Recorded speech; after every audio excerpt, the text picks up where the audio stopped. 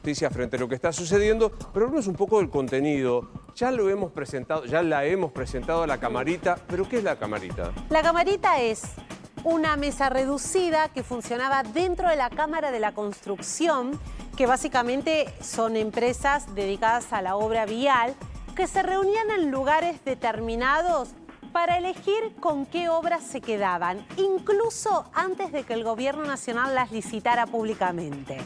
Contaban con información exclusiva y se distribuían las obras, cartelización de la obra pública.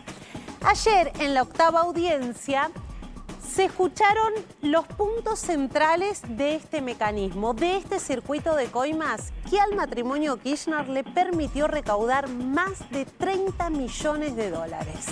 Según la confesión de los arrepentidos y algunos cálculos que hay en el expediente, ¿no? Mira lo que contaron, lo que se escuchó en la lectura de la audiencia ayer. Se reunía un grupo reducido de empresarios en un lugar determinado. Entre esos lugares estaba la Cámara de Empresas Viales y se elegía quién iba a ser el ganador de la licitación. Para que no creas que era un proceso legal, era una reunión trucha para darle truchamente a las empresas que a dedo se elegían. A dedo. ¿No? Aparte elegían entre ellas. ¿A quién le interesa esta obra? A mí me interesa, me queda cerca, tengo uno... Bueno, vos decís, pero quieren hacer la obra.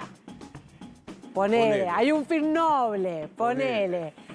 Era un sistema de cartelización de obras donde se acordaba con los empresarios los proyectos a adjudicar y el monto y porcentaje que debía abonarse al respecto. Bien. Monto, porcentaje no es el valor de la obra. Estamos hablando de las coimas también, ¿no? O sea, el sobreprecio de donde se mordía para que se Exactamente, ¿no? Exactamente.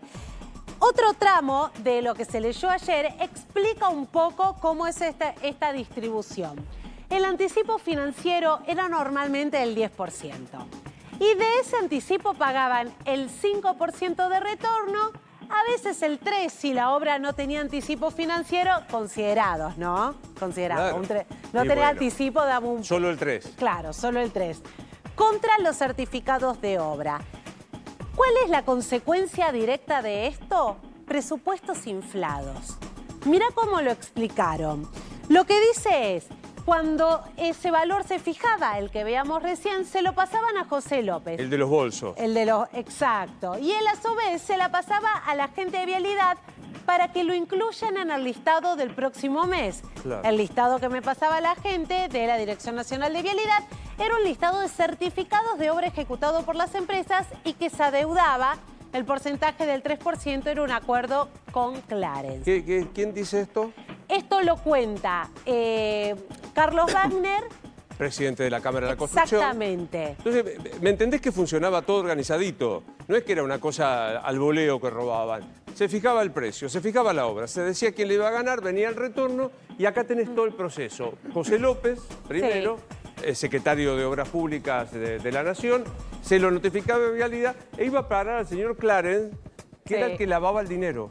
Clarence dice, mi función era pasar los pesos a dólares porque muchas de las coimas se pagaban en pesos porque había restricción cambiaria impuesta por el propio gobierno kirchnerista. Entonces entra Clarence en este esquema de sobornos como una pieza clave porque no querían coimas en dólares. Si la licitación, mirá, porque también había consideración, ¿no? Claro. Las coimas en cuotas. Si la licitación preveía un adelanto financiero fuera del 20% del total de la obra, se le pedía a la empresa la entrega de la mitad del anticipo en una única entrega. Si en cambio el anticipo representaba el 10% del total de la obra, se le pedía a las empresas ese porcentaje en cuotas. O sea, la coima podía ser cash. Exacto. O te la financiaban en cuotas. Es una maravilla, Todo esto fue acompañado ayer de la lectura de 191 coimas que le atribuyen en el mismo nivel de responsabilidad a Cristina Kirchner, a Julio De Vido y a José López, Bien. con el rol indispensable de los empresarios, porque todo lo que venimos escuchando alrededor de la camarita, lo que desnuda es un pacto entre el empresariado y el poder político. Bueno, si no te quedó todo claro esto, súper recomiendo que la sigas a Lucian Clarín, ella escribe habitualmente, que te da puntillosamente todos estos datos para que los tengas frescos. Gracias, Nini.